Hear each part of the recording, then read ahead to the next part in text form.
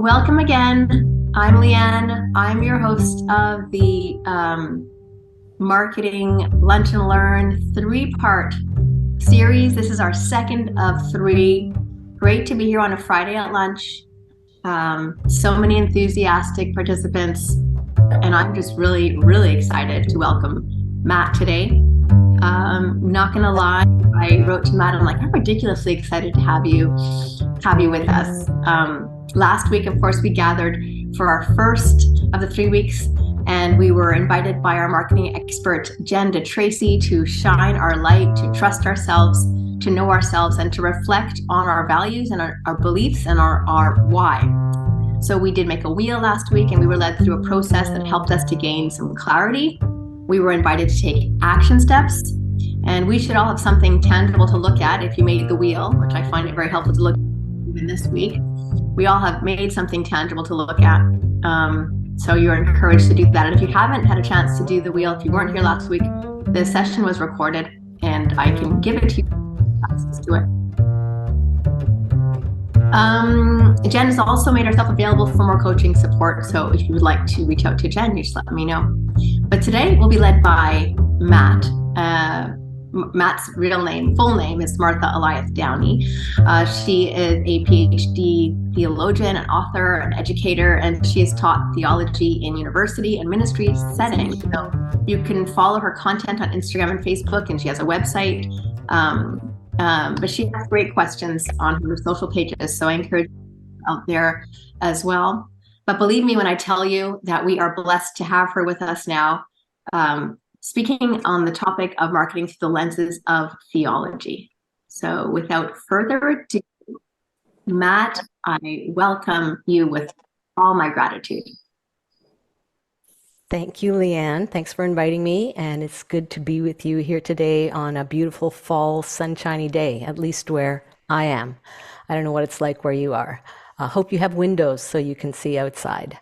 I thought we'd start with a little bit of mindfulness exercise, or I call it a hello exercise that I do. And Leanne already mentioned it. And the first thing I want to invite us to say hello to is some of the heaviness that you might be feeling just because of events in the world, or maybe even something happening around you in your own life. So just to not push that to the side, but just to be aware that, yeah, some of us are feeling a little bit heavy because things are heavy in the world right now, especially with people that their lives are under threat or they don't have access to the basic needs.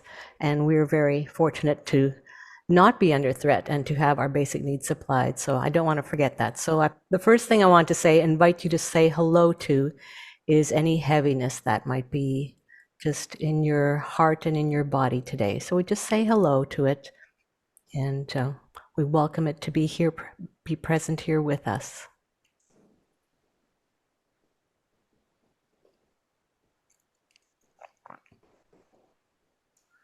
And then I'd invite you to say hello to whatever you see around you. Could be your hands, your desk, clouds outside your windows, the nice sweater you're wearing, your vegetable sitting on your desk, or whatever it is. Just say hello to your surroundings that you see, just as a way of being present.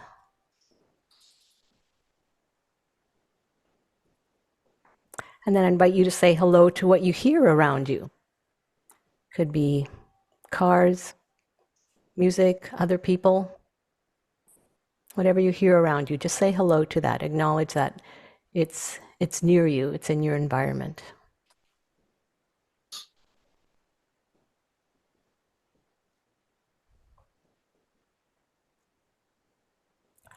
And then I invite you to say hello to anything that you can touch. So your chair, your desk,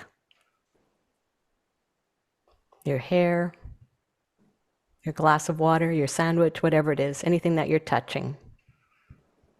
Just say hello to that, acknowledge it.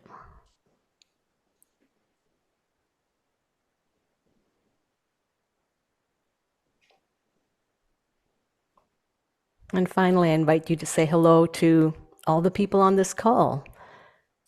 Maybe you want to just do a little wave, acknowledge them all, that we're not alone, we're here together. Say hello to our time together, to meeting, to listening to each other, to exploring ways to connect. So we say hello to our time together and to each other.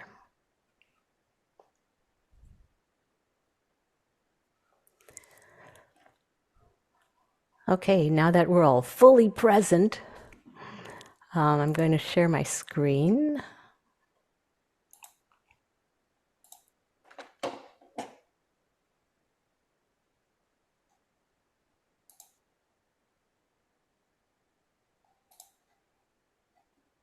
Everyone can see that? Mm-hmm. Good.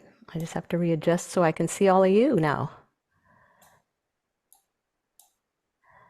So when Leanne asked me to do this, because marketing is not my forte, theology is, but when she asked me to do this, I thought, interesting. I wonder what I should talk about. Well, my first question was, how is theology related to marketing? And you might see a theme here with vegetables. So basically, what is theology? Theology is words about God, talk about God, thinking about God. And I would say it's actually being present to and mindful of God's presence in the world. That's really what we're trying to do when we do theology or engage in theology. We're trying to be present to God's presence in the world. And then what is marketing? And I would say it is participating in and being present in the marketplace. And the marketplace historically is basically just a place where people meet together. It's a meeting place for people, and they also exchange goods for their everyday lives, things that they need. So it's being present to your community and the meeting place of people. So if you put the two together, theology and marketing, what you have is being present to God and being present to people. So it's connecting and communicating with God and with people in simple terms. So it's connecting at its most basic, and it's building relationships together. So specifically, we have connecting the church or the faith community to the community at large. And that's what we're trying to do when we do marketing. It's not so much, it's not helpful for me to think of it as selling a product or trying to get people to buy my product. It's a way of connecting with people so that together we all can flourish and we help each other out. So the community of faith connecting to the community at large is kind of how I will put it for today. So the first thing I invite you to do, if you've got paper and pen, and I actually have handy drawing pencil as well, if you want to have colored pencils, I invite you to draw a picture of your church or your faith community. And you can keep it fairly basic because we'll be adding to it as we go. So whatever that represents to you, it doesn't have to be like anything. It doesn't have to be what you think it should be. I want anything that your church represents to you, I would like you to draw. Just very basic. And because we'll add to it later, as I said. So draw a picture of your church. I'll just give you a minute or two to do that.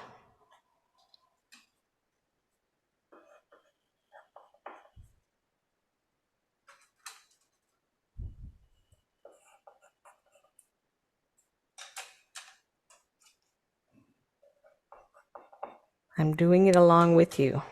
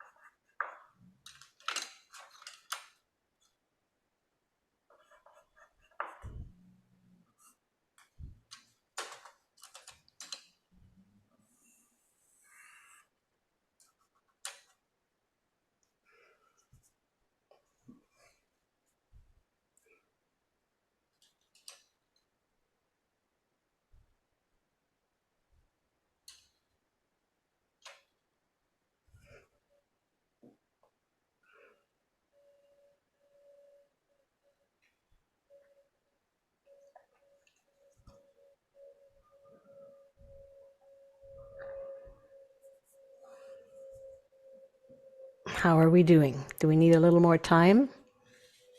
You're good? Okay. As I said, keep your pencils and pens handy because I'll be just going through a little bit of content now, and I feel free to doodle, write some words on there, whatever kind of resonates or, ooh, that's an idea, yes, feel free to add to your picture, okay?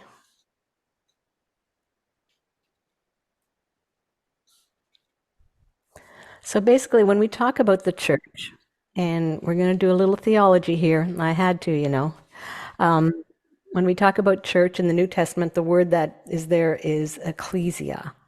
And this basically means called out. And it was used in the first century to refer to the gathering of citizens called out from their homes for a public assembly. So it's a fairly basic word. And then it was adopted to refer to the community or the assembly of people who follow Jesus. And then it was adopted for what we use for church now. So, what are the characteristics of ecclesia? Because the word church can mean many things to many different people. So, I just want to kind of get down to what are the characteristics of ecclesia. And I don't have the scriptures mentioned there. This is some material from my book. So, if you want the scriptures, it's in my book. Or you can ask me later. I'll get it to you. But basically, here's some characteristics. And I want you to just be mindful of, I'm going to read a few quotes, mindful of words that jump out or an image or something that you want to make note of, add it to your picture, okay? The Holy Spirit is the energizing, inspiring impetus behind the ecclesia, and this is to be the ongoing modus operandi. Politics and tradition are not the primary reasons for the assembly. The assembly is not a closed gathering. Diversity and inclusion of strangers and aliens are to be hallmarks of the ecclesia. Differences are not erased. Instead, mutual understanding is cultivated. The action or work of the ecclesia appears both chaotic and wondrous, both spontaneous and deliberate. Old traditions and texts are fused with new experiences to communicate the good news that God, through Jesus, offers forgiveness, freedom, and the opportunity to participate in divine goodness. A change of heart and orientation is expected. The ecclesia is built on the notion of metanoia, often translated as repentance, which means to alter one's way of thinking and living.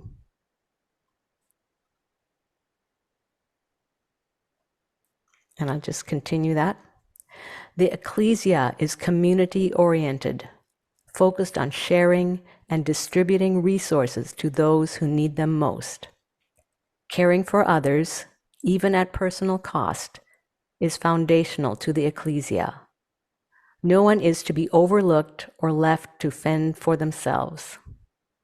The ecclesia is characterized by simplicity and gladness. The continued growth and expansion of the ecclesia is accomplished by God. It is not attributed to the efforts of the members of the community.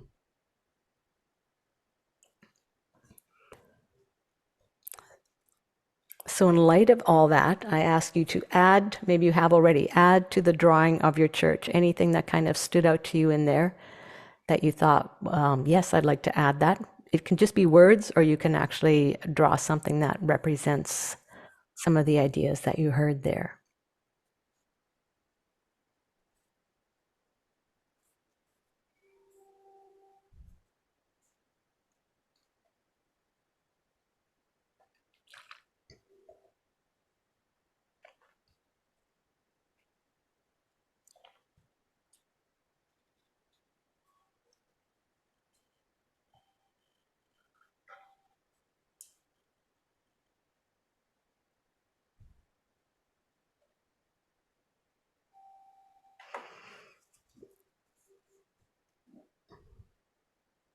Okay, are we ready to move on? If I'm going too fast, someone just let me know. That we'll slow it down a little bit.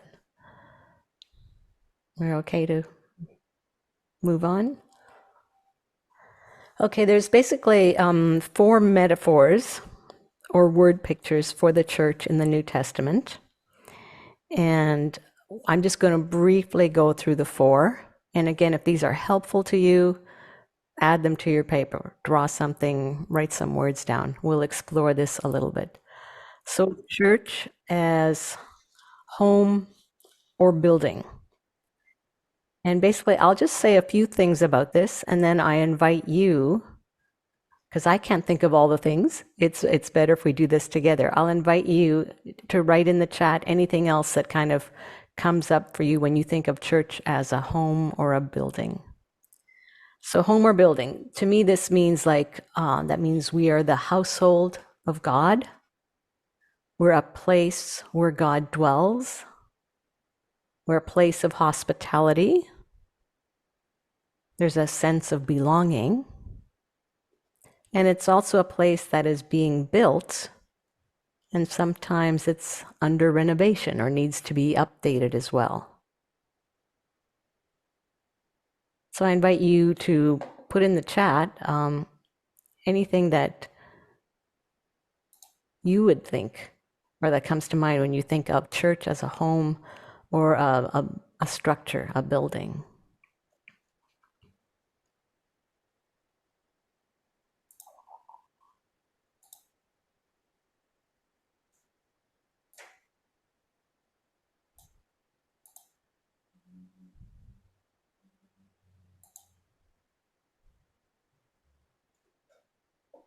Anybody want to add? Oh, there's the chat. Didn't know where my chat was. Okay. Warmth and safety, yes. Place where conflicts are resolved, a place where the family gathers, and it changes over time. It's all really good. I also thought of this idea of needing to have a solid foundation as well, and solid structure. Like not removing. I watch a lot of renovation shows. I do. You're never going to they'll remove walls, but is it a structural wall? Is it a supporting wall? You can't remove that. So that's one thing I thought of as well. Great, thank you. So let's move on to the next one.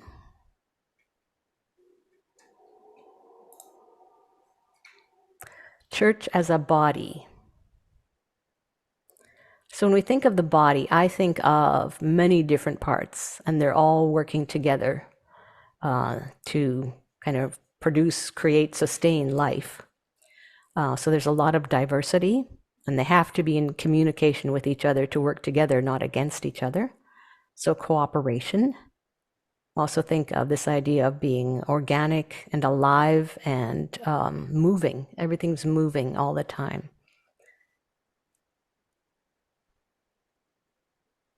Do you have any ideas that you want to add to that? Church as a body.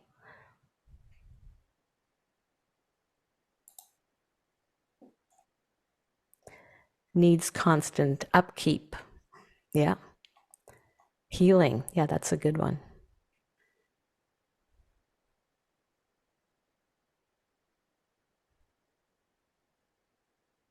Like any body, not always healthy. Yeah. Listening. Needs nourishment. That's true.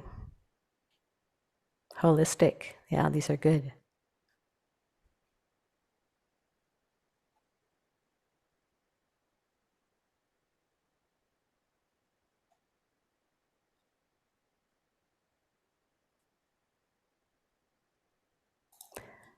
I'm going to read a quote, and again, keep on doodling or writing if anything seems important to you. What Paul the Apostle is describing is an organic connection and organization which not only makes room for diversity, but depends on it. A body cannot function without a variety of members, each active in their specialty, cooperating as they work and interact. The choreography which characterizes the functioning of a healthy body, mostly hidden to the eye, is a marvel, which sustains life, combats disease, heals wounds, and when combined with consistent training, makes feats of athleticism and grace possible.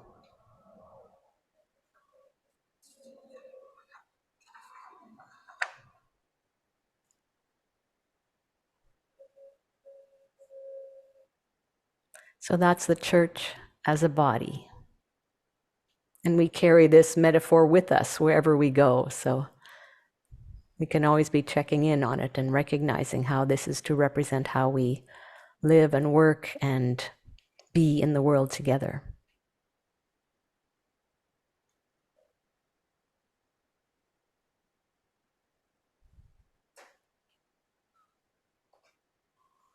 Okay, so we'll move on to the third one, which is church as family. So when I think of this, I think of intergenerational, this sense of being born into something, and then the idea of an unconditional belonging. And also a sense of like a family likeness in some ways. We share some traits. And I invite you to fill that out and put things in the chat.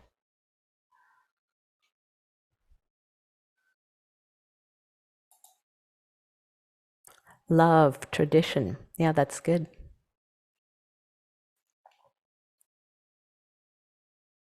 What does it mean for the church to be a family?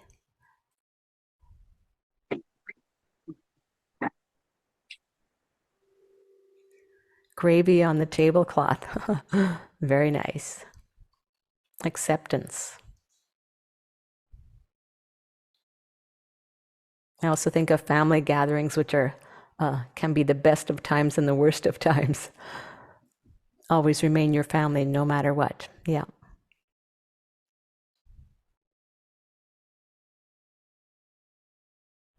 Also growing and changing, I think. This is something we have in all of the metaphors.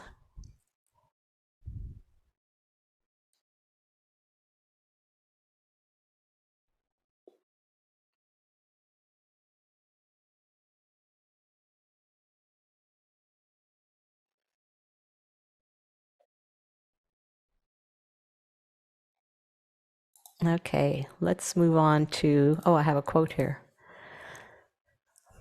By sharing life, resources, and responsibilities, a family ensures the well-being of all its members, especially those who are most vulnerable, and provides a place of belonging.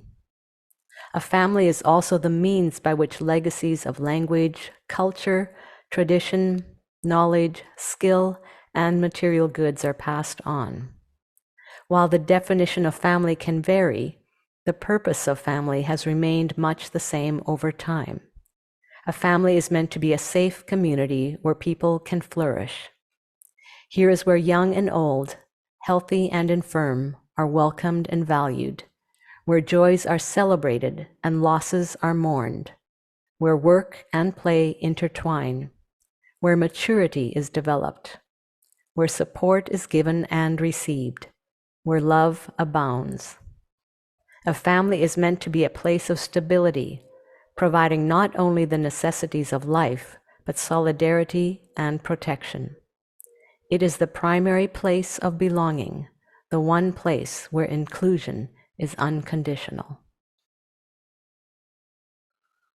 So I invite you to add to your picture, whether it's words or drawing something, to add anything that came out of this word picture of a church as family.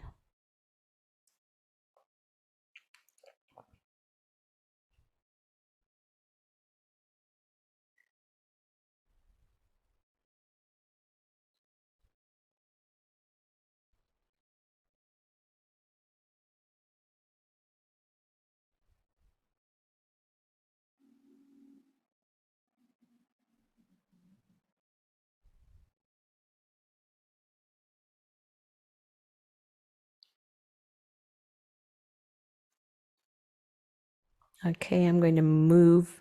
Am I okay to move on? Okay. Church as woman or wife, it's the same word in the Greek. And here I think of, first of all, it's a living body, so it relates back to that body metaphor. Has a distinct personality, nurturing, beautiful, also vulnerable in a lot of societies, beloved, and birthing. And also with the idea of wife, I thought of partnership as well. So I invite you to fill that out for us. If you have something else that comes to mind with the metaphor of church as a woman or a wife, you can put it in the chat.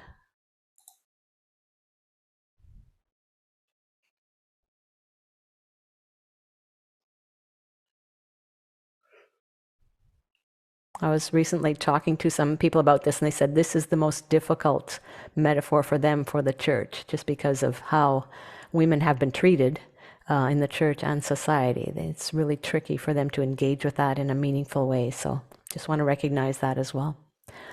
Source of wisdom. Yes, like that.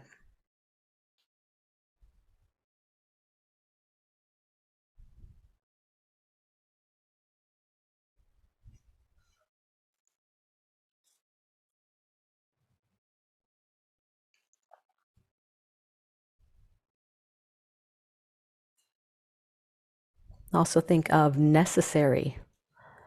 There would be no society without women.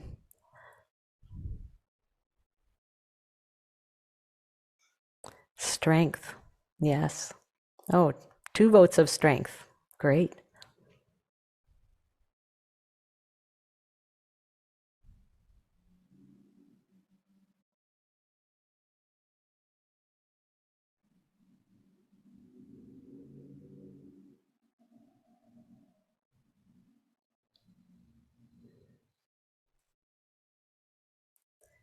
The ultimate caretaker, which means no one is left to take care of her. Yeah, very often the case.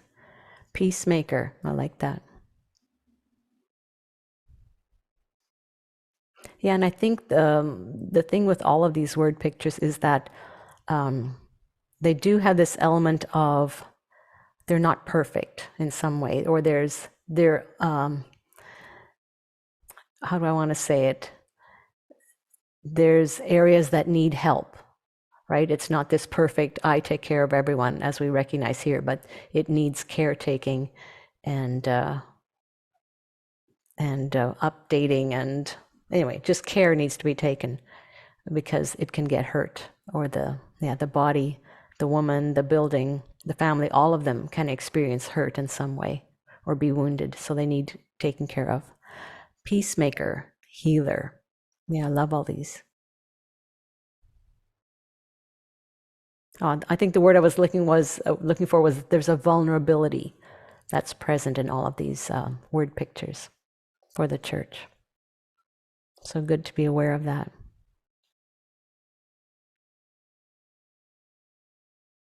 Well, thank you for all of those. They help me in thinking about it as well, and I hope it provided a fuller picture for all of us. So I guess you will have noticed by this time one of the themes here is that organic, and these word pictures that we have for the church in the New Testament are mostly organic. So meaning relating to or derived from living matter. So it's a living thing. And just notice that the word pictures which Jesus and the New Testament writers use for the church are overwhelmingly organic, rooted in agriculture, and also many of the metaphors for the kingdom of heaven, same thing, seed, yeast, all these kinds of things. Rooted in agriculture, human experience, living matter, and family relationships. They are the stuff of everyday life. So there's a humility and a groundedness to these metaphors and how we think about the church. And This is actually the quote from my book that Leanne said, I think you could do something on marketing. So this is where it came from. Because the kingdom and the church are organic in nature, life, not success, is paramount. And life cannot be measured by market share or influence or a balanced budget or even growth. What matters is health, and we assess that in different ways. We can touch a body to see if it is warm. We can place a hand near someone's mouth to feel if breath or spirit is entering and exiting the body. We can place an ear on their chest and listen for the beat of the heart as it carries life-giving blood to all its members. We can observe the extremities of both humans and plants to see if they have vigor and freedom of movement. We can wait to see what sprouts, or in the case of yeast, what rises. Living things, organisms, are meant to perpetuate life. And I think we've all had vegetables in our fridge or on the counter where you're going, oh, I can see, the edge of it's turning brown. We know something's kind of decaying there. Or I have one house plant that when I know it's drooping or the ends of the leaves are turning brown, I think, okay, something needs attention there. So especially the extremities of things or the margins, I think we would call it, that's where you see, if it's not totally healthy, that's where you'll see something happening. I think that's important to notice when we think about the church as well. Are the extremities, the very edges of it, is there something that needs attention?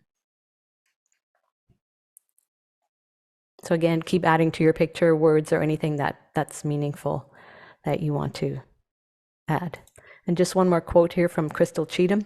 Spirituality is supposed to be organic and is supposed to evolve as we do as humans, as societies in the world evolve. And the danger is to use the exoskeleton as a prison and not allow what is organic underneath to bloom and grow. So this idea of structures being used to confine something instead of letting it grow and develop as it naturally should. And the structures just support and help that.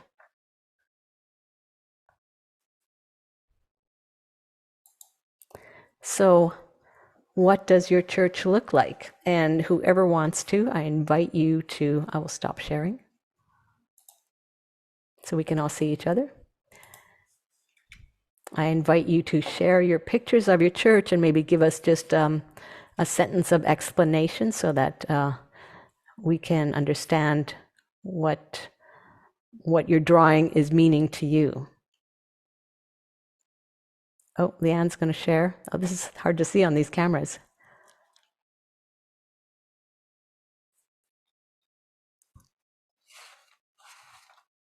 There's a circle. Yeah, it's kind of fuzzy. Sorry, yeah, I have it on that weird mute, like. Oh, blur. You have the blur background on, so it won't work because it's trying to find a face. Okay, I'll try and remove that.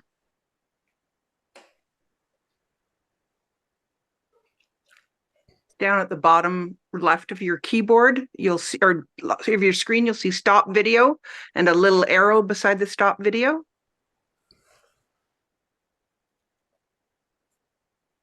Good. We have some experts here that know how to help us. Okay. Oh, that's better. Oh, wow. Very detailed. Can you just give us a sentence to explain that, Leanne? Yeah, it was a table to begin with, just a table with all circles. And then as you continue to describe things, I just kept on adding more and more diversity and texture. And then little hearts started popping around. And then there was like a cross in the middle. So it just turned from like very kind of uniform shapes to much more detail. Thank you. Nancy. Mine, I tried to draw our building, but then I focused on the signs. We have 3 signs outside and they're not all up to date. And I just wonder when someone walks by a church, what they think we do in there. And I mean, Leanne has a project of the Bible walk, which I think is fantastic, but something has to be able to be seen to know when you walk by what's happening in the church. Thank you, Nancy. Erica. Oh, there's no color contrast here. You can't see it at all. The limitations of Zoom here, we're seeing it. There, can you see it a bit? A little bit, yeah. It's literally the view out my living room window. We live in the rectory, so there's the church here and the hall there, and then our gazebo, which is where we eat dinner when it's nice outside, and then my kids playing in the sandbox over here. And it did start as like literally the church building, but it's also an intimate part of my family life. And the public and private spaces really blur together because there's no physical barrier between our backyard and the churchyard. So we do get people walking, past our gazebo when we're eating breakfast in our pajamas, or, walking past the sandbox when the kids are playing in it, which is, it is what it is. But I think there's something to work with there in terms of being present in the wider community. Yeah, that's good. Thank you. Debbie was ready. We have to unmute if you want to tell us something. Sure.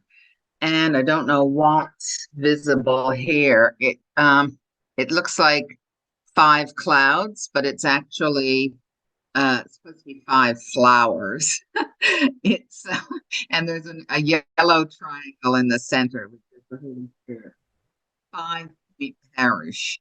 So the flowers were that it is organic. It's something living. It's something growing, and you really can't see, but all the flowers are connected to one another, and they're connected to the spirit in the center as well.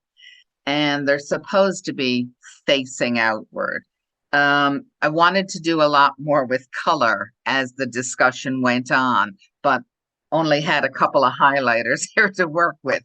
But I would have had perhaps the colors of the rainbow, certainly the pride rainbow, the pride colors, to enhance that feeling of inclusion. Thank you, Debbie. Okay. You don't have to share, but if anyone wants to, we would gladly receive it.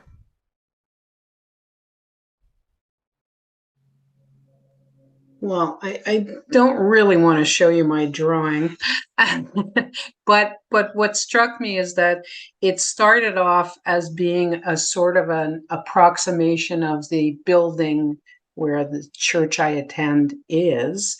And then I realized as we were talking that the doors were closed, which didn't make a lot of sense for the purposes of the discussion. So I opened the doors, and then there weren't people at first because the doors were closed.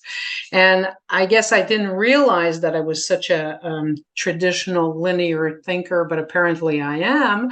And I find this very interesting and revealing, that especially that, Leanne has a table and Debbie has a bunch of flowers, and I'm thinking, and here I have a traditional church building.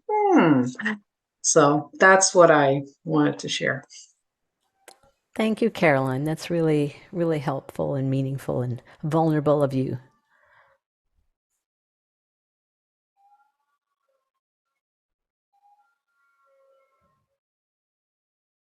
Anyone else want to show us, or just tell us, as Caroline did, what your process was with drawing your church?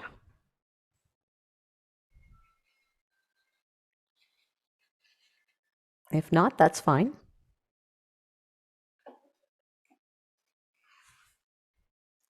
So we'll move on from drawing of the church, and that's something for you to just take with you and the ideas and maybe work with it, reflect on it like Caroline did, and see what ideas were prominent that you want to work on some more, or what things you want to adjust as well. So now I invite you to take your vegetable. Maybe we can all just see what we got. It can be a fruit too, it's fine. What is yours, Leanne? Oh, Brussels sprout? Oh, got it. Peppers, I see potato, peppers, a variety of things. A carrot, yes, I was hoping a carrot would show up. I was going to grab an onion and somehow I ended up with tomatoes, so I don't know. I still feel bad for the onion I left in my fridge. I think Alex and Erica said they each have a butternut squash. Oh, squash. Okay, good. I started with a tomato, but it ended up in the middle of my sandwich. So I had to go back to the vegetable drawer. Yeah, that's right. Yeah, this is actually a sweet potato. It's Oh, a yes. I yeah. wasn't sure. Good. Excellent. Okay, this is why, because the theme is organic and church as organic. What I want you to do is to take that vegetable. This is going to be your study that you're doing, and I want you to name that vegetable. So whatever you want to call it, like my tomatoes, I think these are, well, it's a group, but it's Tina, the tomato, and all her friends. Olivia, the onion, is in the fridge, and maybe I'll talk about her later. But yeah, name the fruit or vegetable. And then there's three aspects. We're basically going to write a little story about this vegetable. So first thing is, tell us why this vegetable is special, why you picked it. And if it's the only thing I could find in the freezer or the fridge, that's part of the story. Like, be honest, right? And we're not writing fairy tales about this grand life the vegetable has had. We're trying to be, this is the actual life of this vegetable, and this is our actual interaction with the vegetable. So tell us what makes this vegetable special, why you picked it.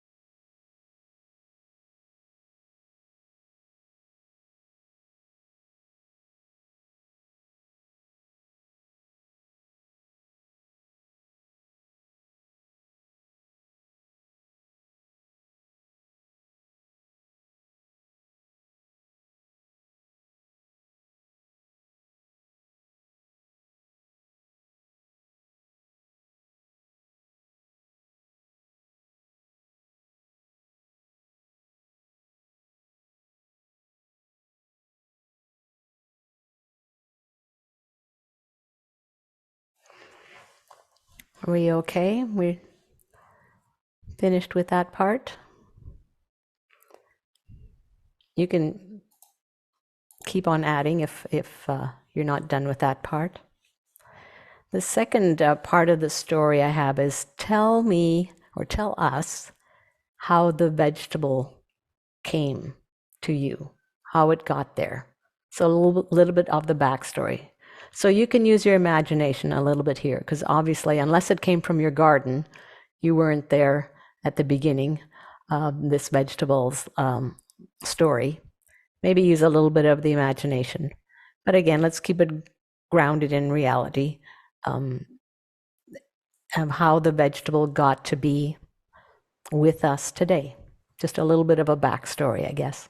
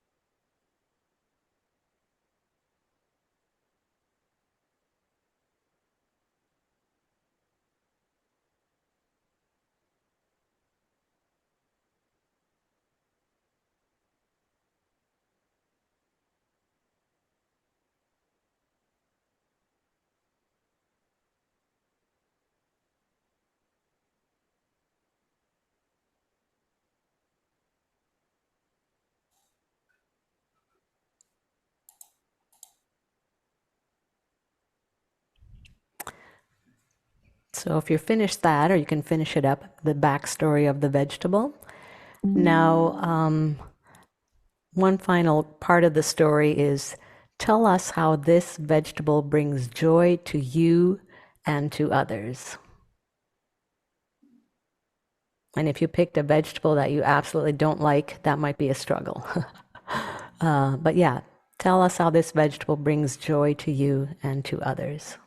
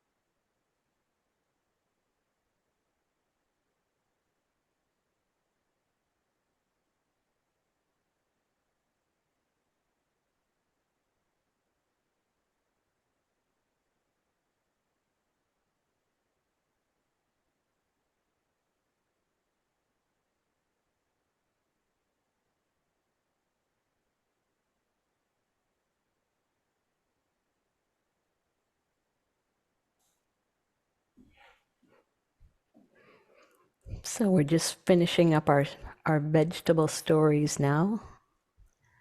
How are you doing?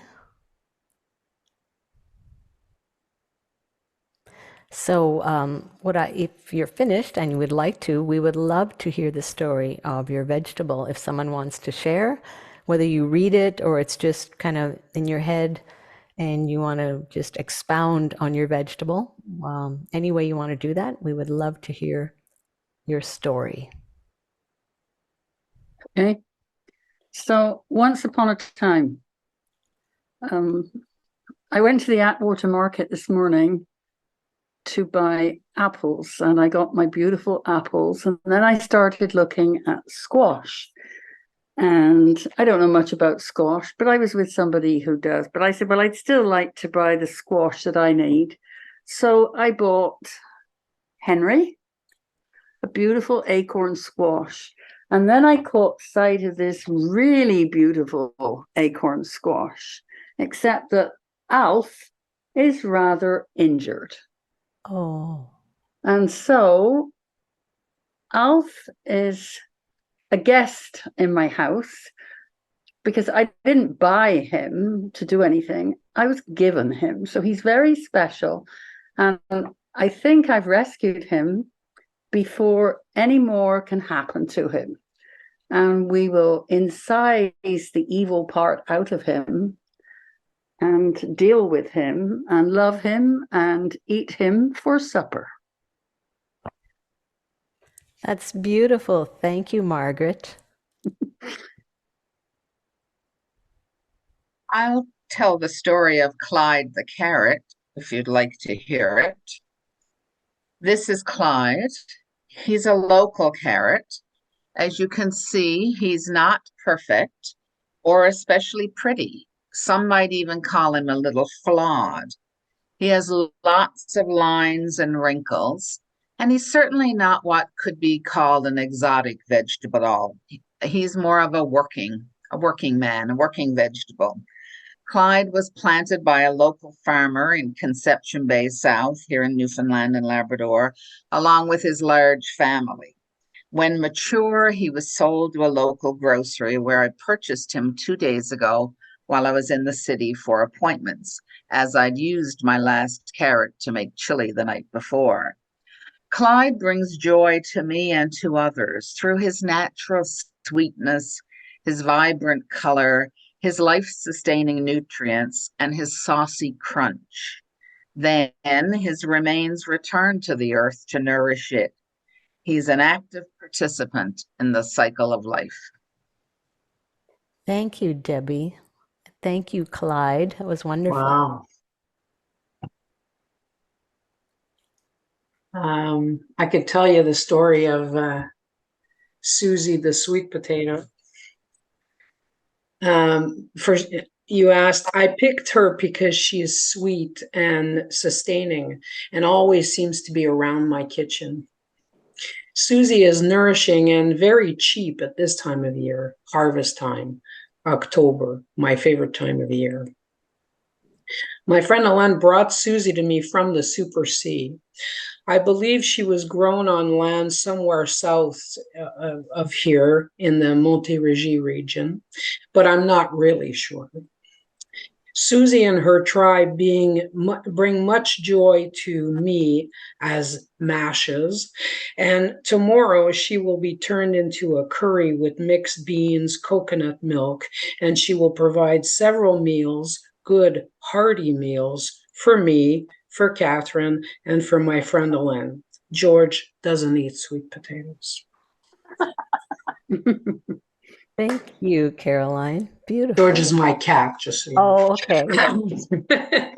George doesn't eat sweet potato. I can tell you about mine. This is a group of frozen peas. And I found these frozen peas in the church freezer. And I was very happy to come across them, but when I read the little blurb that Leanne had sent us and said, you have to find some vegetables, well, I let out a hue and cry. And several of my friends from the church were happy to run to my rescue and find me a bag of peas. Now, I found that my peas were made in Belgium. And I really love Belgium, and I love Agatha Christie. So I thought that these guys, this clump would be called Hercule Poirot, P-O-I-S, Poirot, because I happen to be a huge fan of Agatha Christie. So it just seemed to me that coming from Belgium and being a play on Poirot, that they are Hercule Poirot, P-O-I-S. So I just think this is really incredible that this very inexpensive little bag of peas, and they're called no name. They don't even have a name. Poor Hercule doesn't even have a name until we decided to give it to him. Came all the way from Belgium. So I could just imagine what kind of a trip these little critters have had by probably some farmer's truck, and then brought to some place where they were quickly frozen, and then maybe put on a boat or a plane, who knows, and then put on another truck and brought to Loblaws of all places where they were purchased.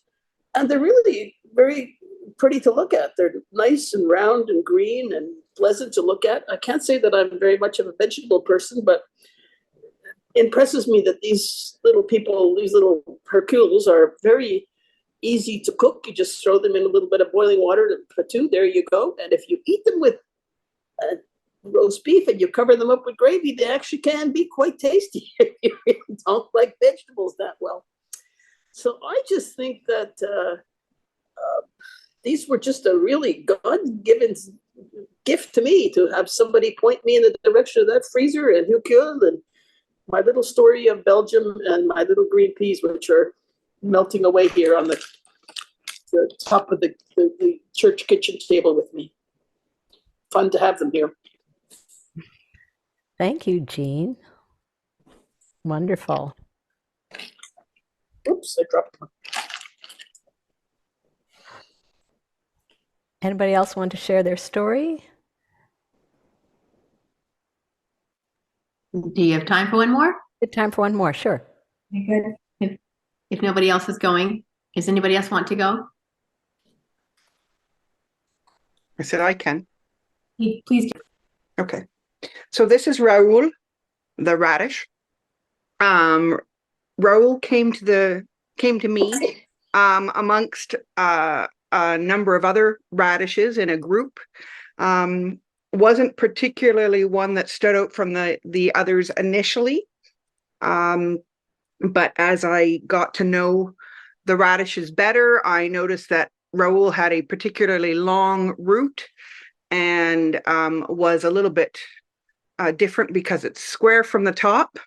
But we all know that radishes are not necessarily the most popular and are not always accepted in the tray that they often come in, and are often left out from the group and are left behind at the end. But this one, as I said, I looked at it and looked at it a little bit more carefully because I had to pick a vegetable and noticed some of the particularities about it. Again, she came in a group, or he came in a group, but he was brought to me by a friend. And so I wouldn't have known Raoul unless that friend had brought him to me.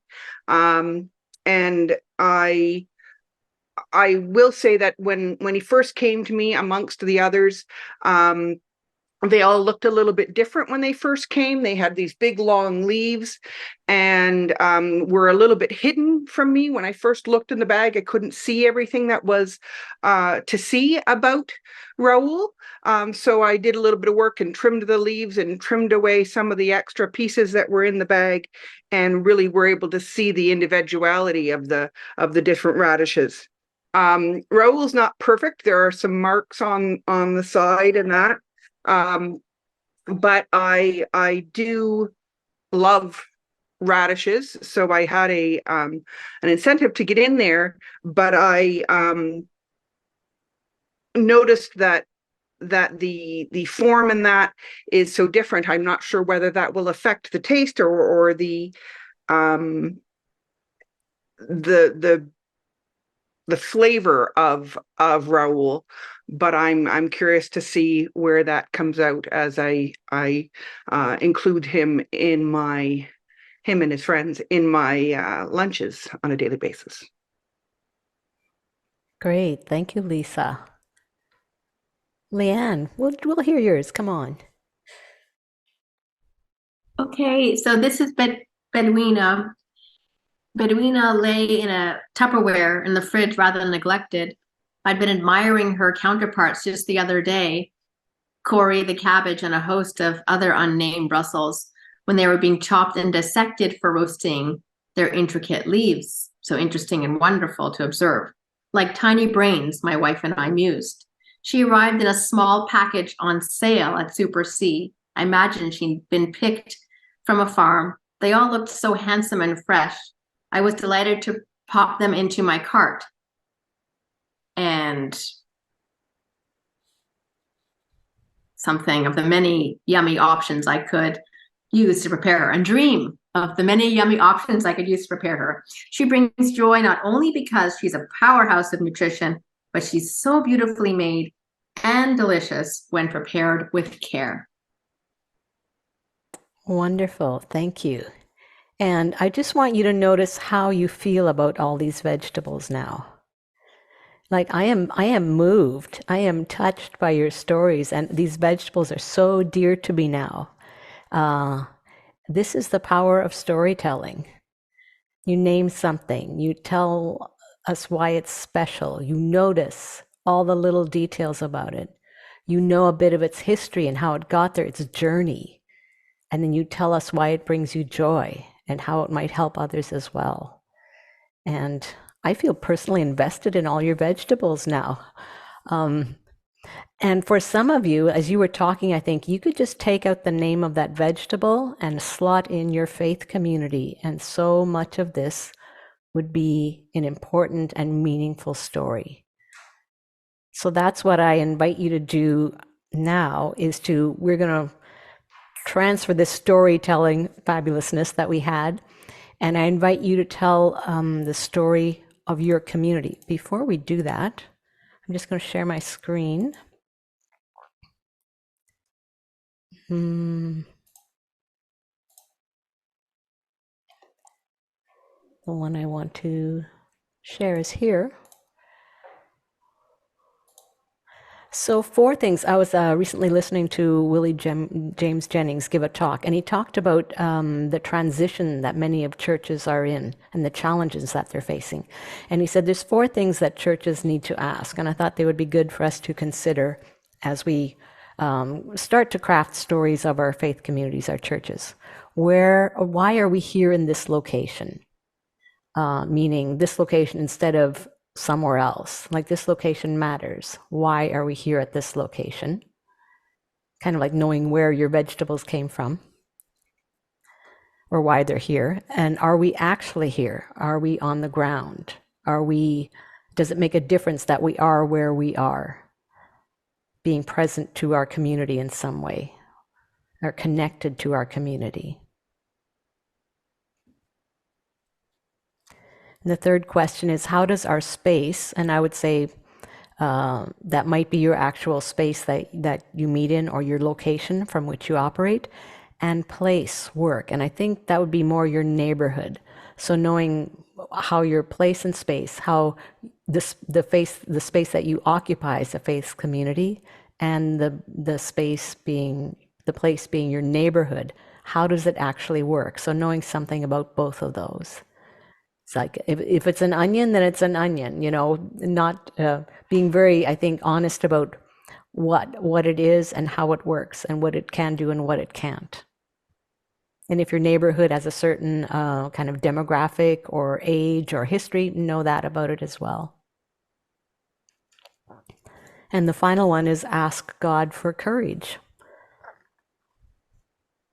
for the challenges ahead, for the calling, for the work to do, for all of that. Because I think it is a challenging time for the church in many ways, our communities. So just something to consider in the background. You don't necessarily have to answer these questions in your stories. So I invite you to tell your community story. And we'll just start with a brief outline, and we'll maybe have a few of you share if you want to. So again, I'd say don't think of it as marketing. We're not selling something. Like no one was selling their vegetable to me. I didn't feel anyone was selling their vegetable to me. They were telling me why this vegetable matters, why the world is better because this vegetable is in the world, why your life is better because this vegetable is in the world. So we're building our relationship. I feel very connected to all your vegetables, and I know a little bit more about you as well as a result of those stories. So storytelling is basically a way to connect to others and to share your joy, your passions, your values, which you worked on last week, and your why. And so many of your stories ended in nourishment, in connecting with others. You had received many of these vegetables as gifts, or someone brought them to you. I thought that was wonderful. And then you want to share the nourishment with others as well. It's not just for yourself that this was happening.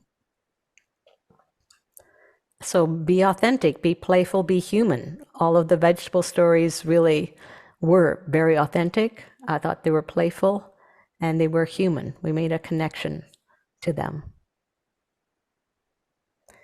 So remember, the church community is organic, and that's a really, really good thing. It's not just a structure or a building or a meeting. It's organic.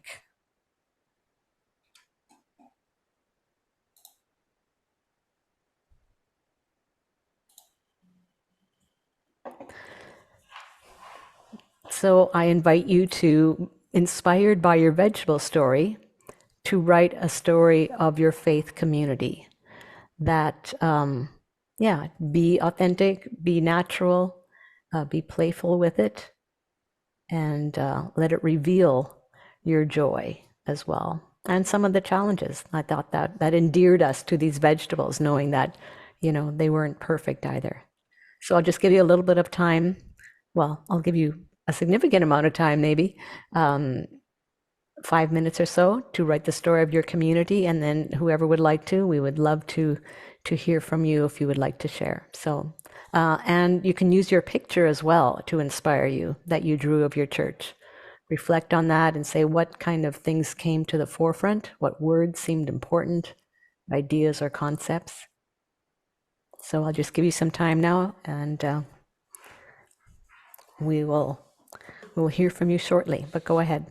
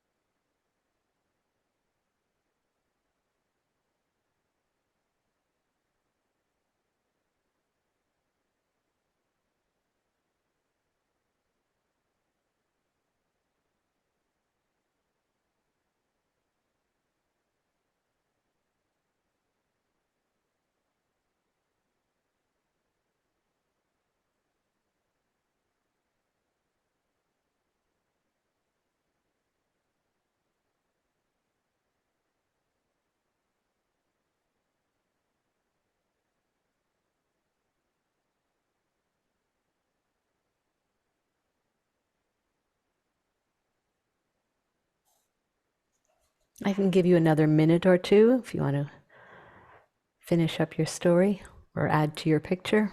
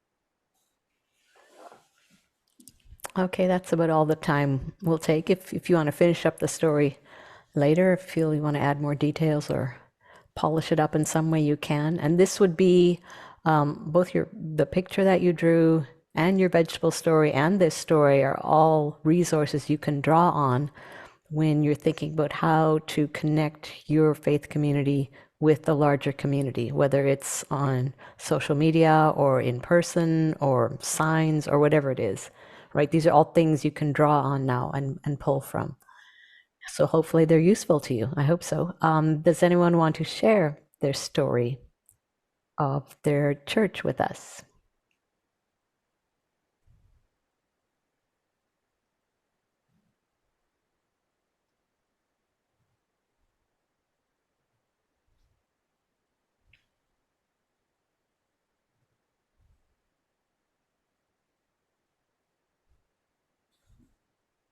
Sure. Why don't we start with Leanne while the rest of you are thinking about it? And we'll see how it goes. Go ahead, Leanne. Hey, so once there was an empty hall, so many vacant chairs and tables, a kitchen with empty pots and bowls without hot soup. One day we filled the room with praise and thanksgiving and laughter and friendship, bread being broken, candles flickering. We emptied the large pots of their hot, soupy contents, eating every drop. I can still hear the conversations and feel the connections around the table. Thank you. Yeah, did that evoke some things in your mind of being in a room around a table and food things happening and people being fed? Thank you.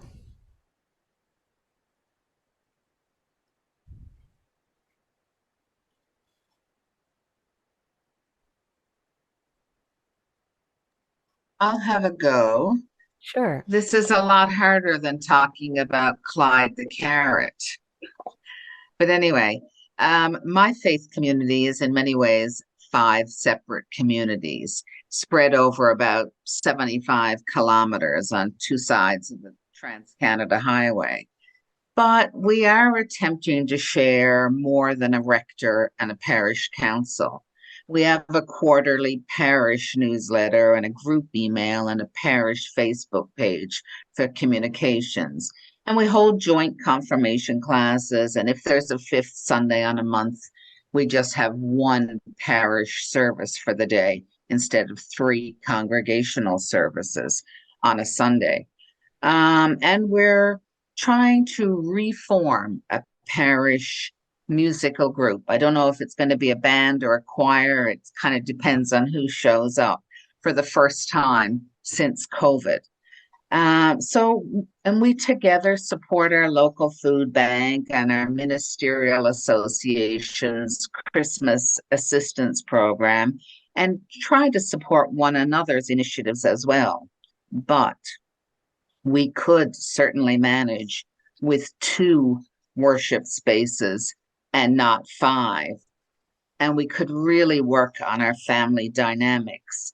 But despite our sometimes inward gaze, which is largely born of fear, I think, we are good people and loving people who try to look out for one another and especially for those on the margins. Thank you, Debbie. Yeah, it is a little bit challenging, I find. If I can just use your story as an example, Debbie, you list a lot of what you Sure. do, and that was fine. But the moment I connected is when you talked about your vulnerability. Right. That's the moment I connected with that story, just to let you know. Sure. Thank you. Yeah. Yeah, it's much harder writing about your community than writing about a vegetable. That's for sure. I'll give it a go. It's not really a story. It's more I don't know, like a observation memoir kind of a thing. So I said my community is caring and sustaining. They are steeped in tradition. I should say we are steeped in tradition, and we care about each other and the world. They let me in and have accepted me with open arms. They're not bigots. They are few, but their core is strong. And the margins need to be tended to and nourished. And like sweet potatoes, this is where it gets a little weird with the sweet potato analogy, but like sweet potatoes, they're good and real.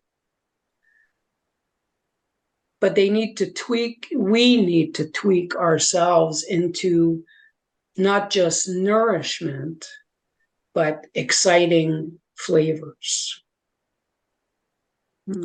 Like I said, it's not the easiest thing in the world to spin us in with the vegetable analogy, but it's very thought-provoking. I'll say that. It really gives you a lot of food for thought, this exercise. Thank you for that. Yeah.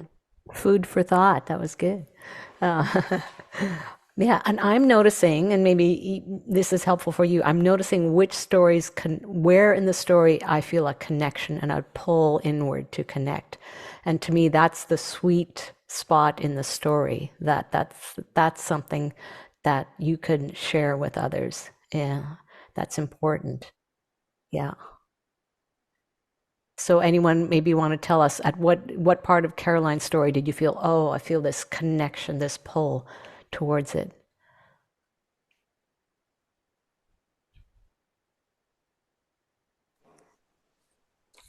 I happen to be from the same parish, so I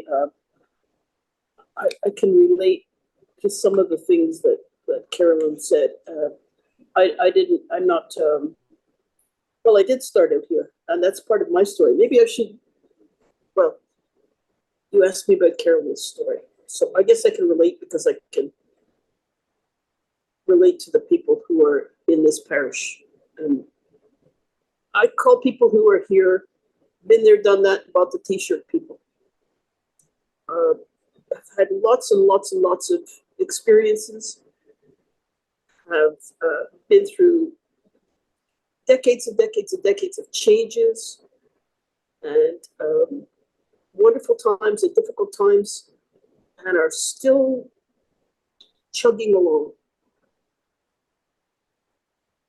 Maybe I should say my story, because Sure. I think it is so I didn't quite see it maybe the way others did. I'm not sure, but I feel like this story is like my story as well in so many ways, and I didn't realize that until after I actually put it down on paper. But this parish, this faith community, was actually established well over 100 years ago.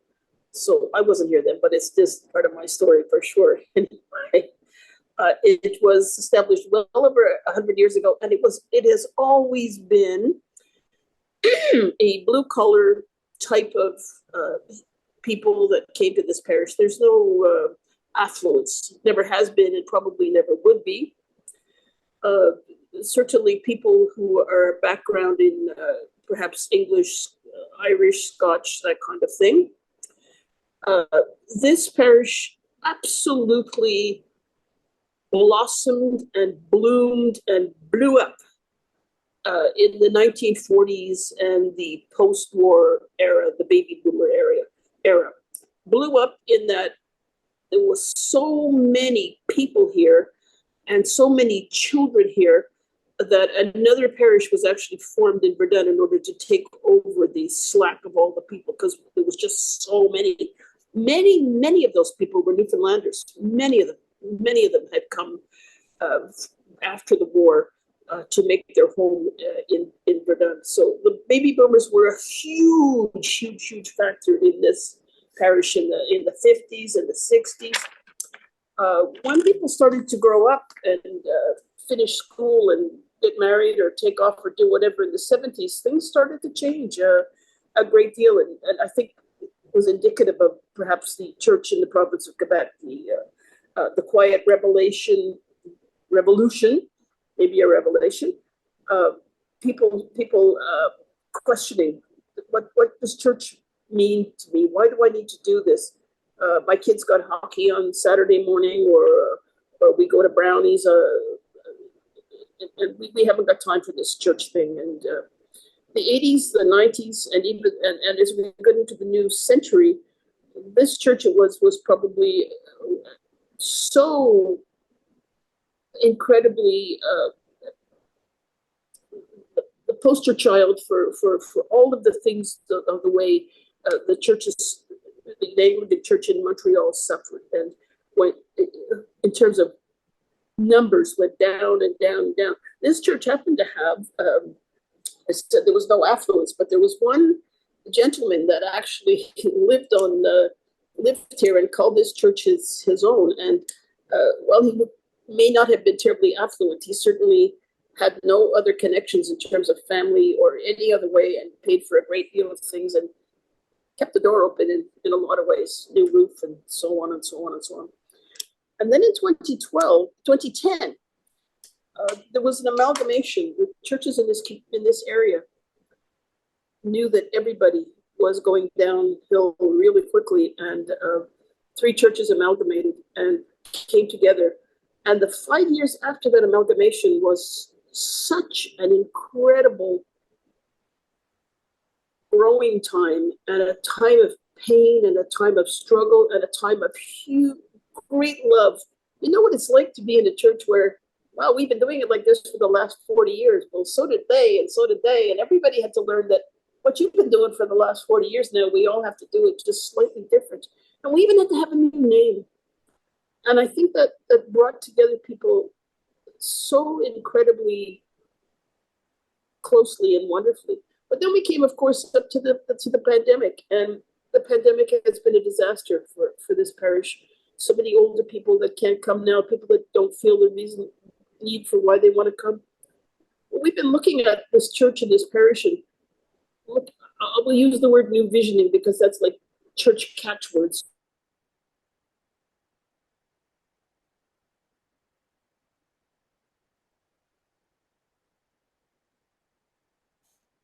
Oh, something happened to Jean. She's frozen. Well, we'll see if she comes back. Thank you for all your stories. We're basically out of time. And, I hope that. When we go, Oh, she's back. Okay.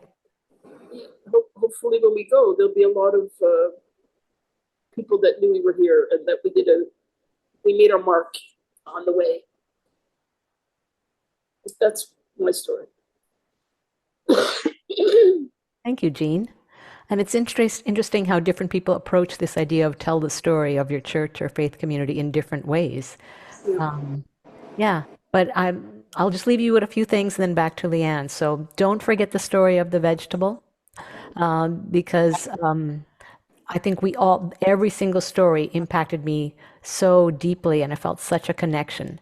And then we moved to faith stories, and I think some of us, the connection wasn't as strong for me. So maybe go back to the vegetable story and go, it was named, it was about people, but it was about your interaction with the vegetable. Anyway, just whatever you learned from that, noticing those things. Don't forget the picture that you drew and the things that seem to stand out. This makes my community special. This is who my community is. And then, tell your story. Let people hear about what's special about you and your community, and let that be the things that draw them in and connect them. So thank you, and back to Leanne. And enjoy your vegetables. I feel so, there are families. I love them so much. Thank you. Wouldn't it be fun if we did this one time and then made a big stew after? It'd be so good. And ate it. Yummy, Clyde, yummy. Oh, Yeah. Get all the names. There are just not enough.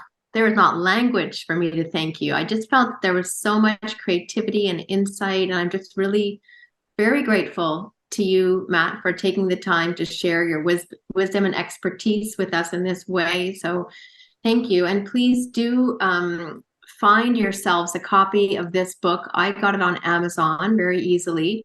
And if you thought this was interesting, this time together, then you'll get a lot more of these pearls of wisdom here in this book. Go Wide, Reimagining the Landscape of Theology, Martha Elias Downey. on Amazon. I can send around the link again in case you need it, but it's really easy to Google and find. So thanks to you all also for this time of being creative and wondering about what these kinds of connections means. I really appreciate also just fleshing out this the concept of marketing through the lenses of theology, which of course, as you pointed out, it's really about relationships and connection. And we're not selling stuff, but we're getting to know people and having people getting to know us and telling our story. What better way is there to get people to know us than through telling our stories? So I hope this is not the end. And certainly for those of us who've signed up for 3 weeks, we still do have another session of this conversation. And we will have Melissa Matalanis. She has an MBA and she's an experienced marketing expert. She's currently a marketing director in Montreal, and she, in addition to leading strategic initiatives and brand development, she heads a creative marketing department. She teaches at Concordia University Center for Continuing Education, where she teaches courses on digital marketing, like search engine marketing and SEO, search engine optimization. So we'll get a little bit more technical. On that note, I would like to thank you all for just being so willing to participate and for sharing your creativity, and big thanks to you, Matt.